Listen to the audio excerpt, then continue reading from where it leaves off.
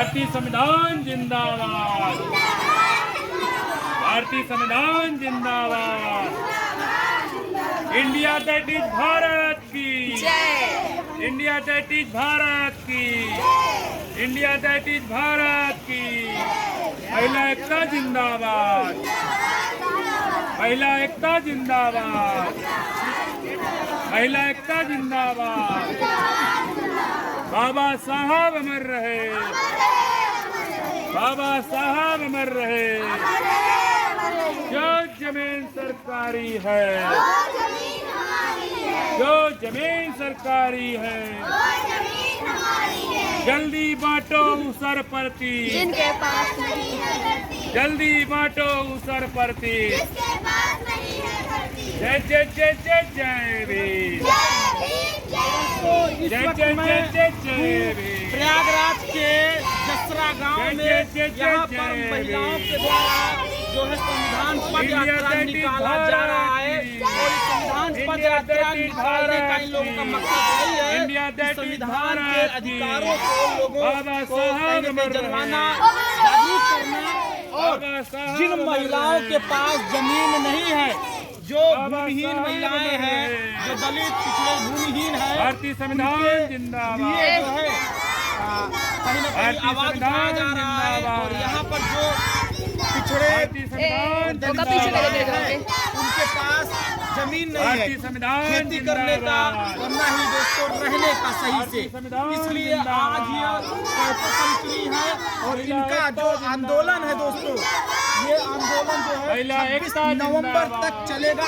आज से ही शुरुआत हुई है, बारिश हो रहा है, फिर भी इनका जो है आप देख सकते हैं आंदोलन शुरू है, संविधान पद यात्रा शुरू है। प्रयागराज के जसरा बाजार से महज 200 मीटर दूर पर जसरा गांव के अंदर ये देख सकते हैं इस तरह का मंजर है। क्या कहेंगे जिस तरह से ये महिलाएं जो है दलित पिछड़े महिलाएं जो है संविधान पद यात्रा निकाल रही है, आंदोलन कर रही है जमीन पाने के लिए और बोल रही है जो जमीन सरकारी है वो जमीन हमारी है। क्या ये सही बोल रही हैं?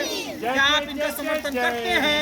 अगर समर्थन करते हैं इस वीडियो को शेयर मार दीजिए ताकि और लोगों तक पहुंच पाए, सरकार तक पहुंच पाए, जिससे इन जो है भूमिहीन महिलाओं को सरकार आदेश दे। प्रयागराज के जो जिलाधिकारी है, इंडिया दैट इज उनको भारत, जिलाधिकारी उनको जो है जमीन आवंटित करे, उनको जमीन बांटे। है, बहुत धन्यवाद। जो जमीन सरकारी है। महिला एकता जिंदाबाद, महिला एकता जिंदाबाद, महिला एकता जिंदाबाद। इंडिया दैट इज भारत की, इंडिया दैट इज भारत की, इंडिया दैट इज भारत की।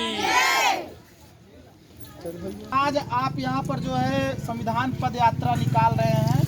इस संविधान पद यात्रा निकालने का मकसद क्या है? इन महिलाओं को आज जो है आंदोलित कर रहे हैं, इसका मकसद क्या है? सबसे पहले आप सभी साथियों का, इलेक्ट्रॉनिक मीडिया के जो भी साथी यहाँ आए हैं, आप सभी साथियों को जो है डॉक्टर अंबेडकर वेलफेयर नेटवर्क डान की तरफ से बहुत बहुत आभार, धन्यवाद।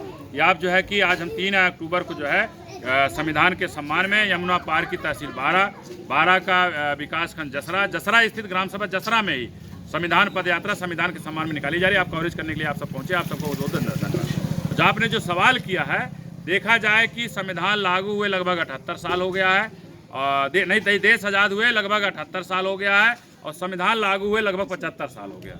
बाबा साहब ने संविधान के अनुच्छेद 39 ख में संपत्ति के बंटवारे की बात लिखी है। देखा जाए इन 78 सालों में जो लोग भी प्रधानमंत्री बने या देश में जो प्रधानमंत्री बने, प्रदेशों में जो मुख्यमंत्री बने, कोई भी जिनको देश का पहला मुद्दा बनाना चाहिए संपत्ति के बंटवारे के लिए, आज तक किसी भी मुख्यमंत्री ने, किसी भी प्रधानमंत्री ने इस मुद्दे को आज तक छुआ ही नहीं।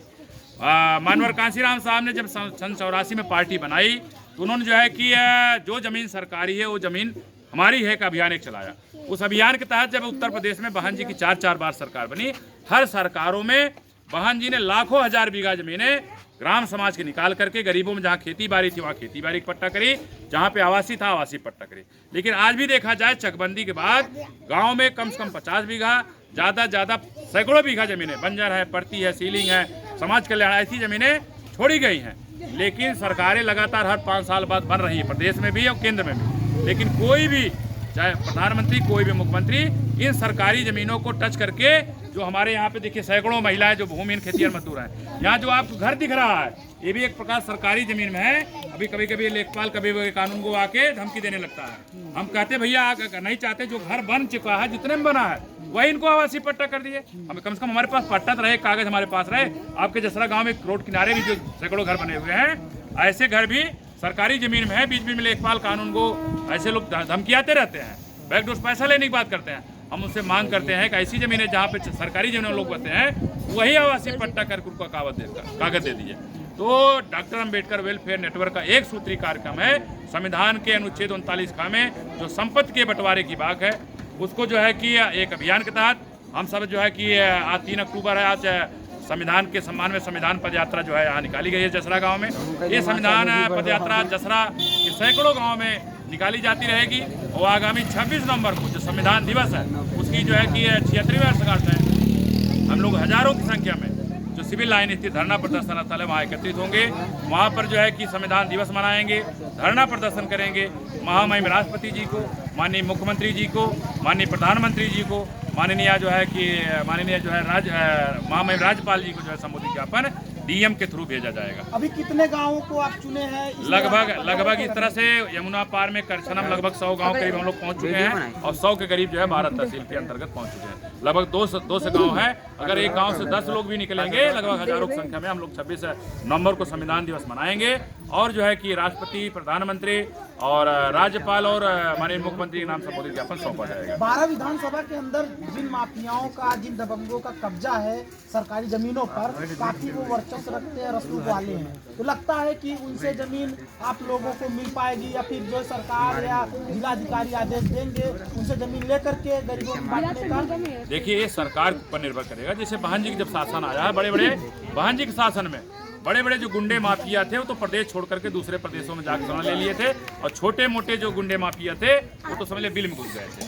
और अभी मान लिया, हमें योगी आदित्यनाथ जी की सरकार की आलोचना नहीं करते, बुराई नहीं करते हैं। अतीक अहमद जैसे लोग जो तथाकथित जो यहाँ के दबंग व्यक्ति थे, ऐसे लोग जो है कि पता नहीं कितने लोगों को कष्ट दिए होंगे, लेकिन एक ही कष्ट में दोनों भाई एक ही साथ चले गए। हम आलोचना या बुराई नहीं कर रहे हैं, लेकिन जब अतीक अहमद जैसे लोग इस धरती पर नहीं रहे तो हमारे यमुना पार में जो चाहे सैकड़ों बीघा जमीन कब्जा किए हों, चाहे 10 बीघा कब्जा किए हों सरकारी जमीन, तो अगर माननीय मुख्यमंत्री योगी आदित्यनाथ चाहेंगे तो साहब से सब होत है बंदे थे कचरा। जो हम लोग वोट के माध्यम से मुख्यमंत्री, प्रधानमंत्री चयन करते हैं, चुनते हैं, ऐसे अगर चाहेंगे कि हम गरीबों के साथ कल्याण करना चाहेंगे तो कहा गया कि मुई खाल की श्वास से सारभद्र हो जाए। अगर चाहेंगे तो सत्ता बदल सकते हैं, अगर चाहें तो बड़े माफिया जो कब्जा किए हैं उनका भी सफाया हो सकता है।